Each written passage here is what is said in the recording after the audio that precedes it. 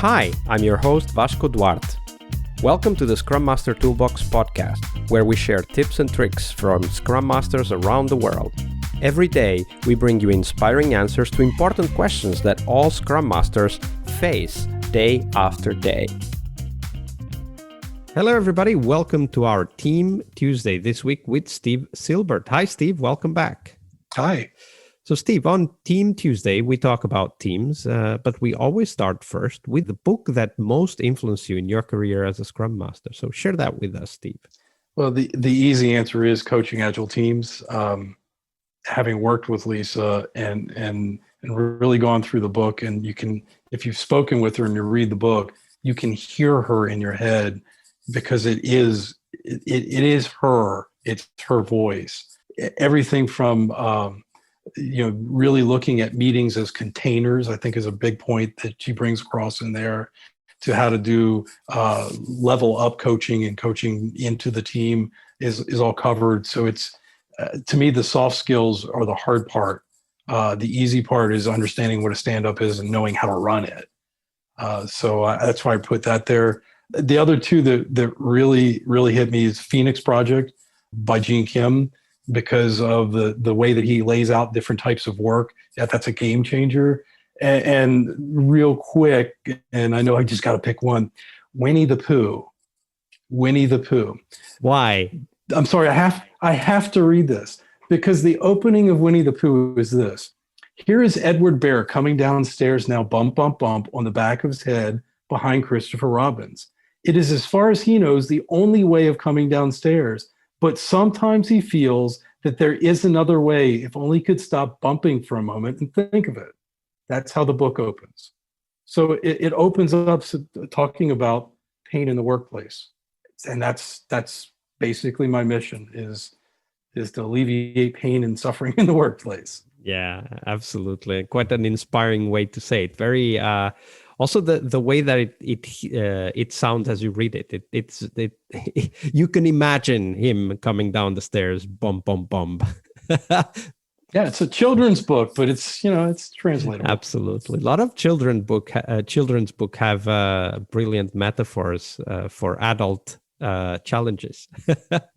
Yeah. All right. Yeah. And because today is Tuesday, we do focus on how sometimes teams are their own worst enemies. So, Steve, we want the story of a team, maybe a little bit about their context, and what was that pattern or behavior that developed over time that ultimately led to problems. Tell us that story.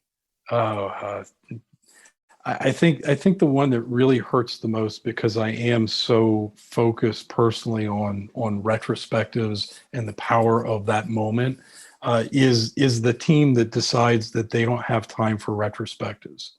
And unfortunately, I've been around more than one team in my career that basically push back and says, we don't have time for it. Of course, my immediate reaction is, let's take a retrospective moment and figure out why you don't have time for it. And it could be that they have a command and control product owner or a people manager that's trying to tell them to do things, in which case you peel back that onion and start coaching outward into those other roles. And most of the time, it's because they feel like they're being overpressured.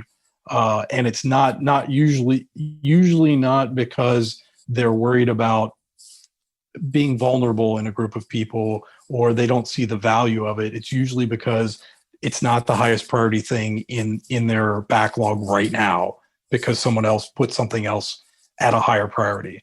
It is certainly self-destructive, because not only that stagnate continuous improvement in the team, but it actually, without that retrospective moment, the team backslides into pre-agile patterns, and you start losing unity, and that snowballs into bigger and more behaviors. And I've seen that happen.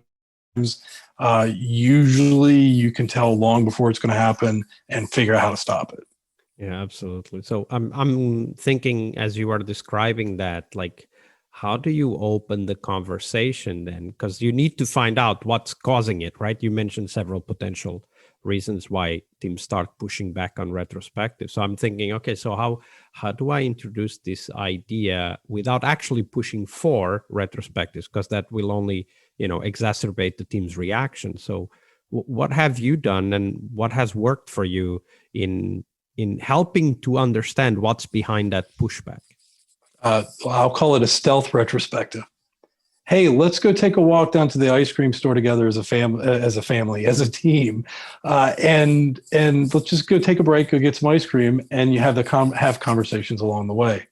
That's a retrospective moment with ice cream. They don't know it, so a lot of times, if they don't feel like they're being allowed to take time out as a group, then they just need to be given that space to do it. Sometimes I'll pull games out of my closet when we're in co-located mode and take them outside, and we'll play a game together. Once again, it gets everybody's nerves settled down. It creates a little bit of space that we can use to actually have conversations and start breaking through that wall around no more time for retrospectives. When you say create the space, I mean, I think I know what you mean. But for me, it sounds like I have teenagers at home, and if people have had teenagers, have interacted with teenagers when they were adults, because when we are teenagers, we don't see that, obviously. But as adults, as we interact with teenagers, we know that they are not necessarily the most talkative and introspective people when in the presence of adults. Right.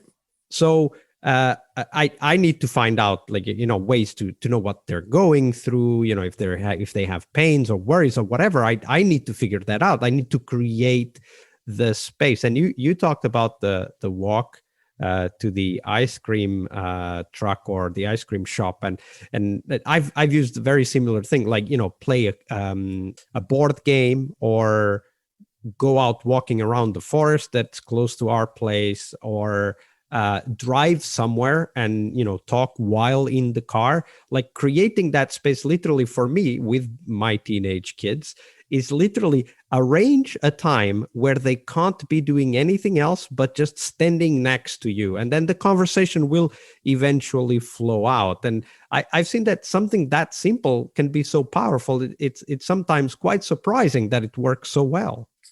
Yeah, I think that we as Agilists become so focused on those ceremonial things as those spaces, like sprint planning, and we work on how we're going to do sprint planning and work with the product owner, that we forget that one of the most powerful things that we can do is to take a 5-minute break. And that's what I mean by that space. It's the same thing as you say, hey, let's go for a drive to the ice cream store, because you know that your teenager can't be doing anything except sitting next to you at the time, or do a jigsaw puzzle with them, or with the jigsaw puzzle. And the challenge becomes in the current COVID environment is we're not going to be walking to the ice cream store together as a team. We might as a family. So having the time as an Agilist to do the research, to find the equivalent things online, whether it's something as simple as a Zoom happy hour, or if that sounds too kind of kitschy, doing online collaborative games or jigsaw puzzles, or things that take a short period of time, just to demarcate the space between the profane space of the daily work of coding and that sacred space of team. Yeah, separate the daily workspace from the you call it sacred space of team, or the space for reflection. So one of the things that comes to mind immediately is that we as Scrum Masters, we really need to be aware that you called it retrospective moments, which I think it's a brilliant term. We need to be mindful that these moments, they could be planning moments, could be retrospective moments, could be check-in moments, whatever moments are, but that those moments are our they are the medium through which we express our ability to help the teams. It's not the ceremonies, although the ceremonies are also that kind of moments, but it's how those moments happen every day even. Yeah, I try when I design a meeting, whether it's a big room planning or sprint planning or even a retrospective, to take 5 minutes at the end to have a retrospective on how that worked, because that's the only way I know I can learn to help them better as they change. Is, so did you like playing Space Team? Yeah, we love playing Space Team. So what did we learn from that? Well, we learned, team communication dynamics. And so is this something, do you like doing this? Well, you find that one person doesn't like yelling. Everybody else doesn't have a problem. So you go, wait a minute. So if it's a problem for one person, it's a problem for everyone.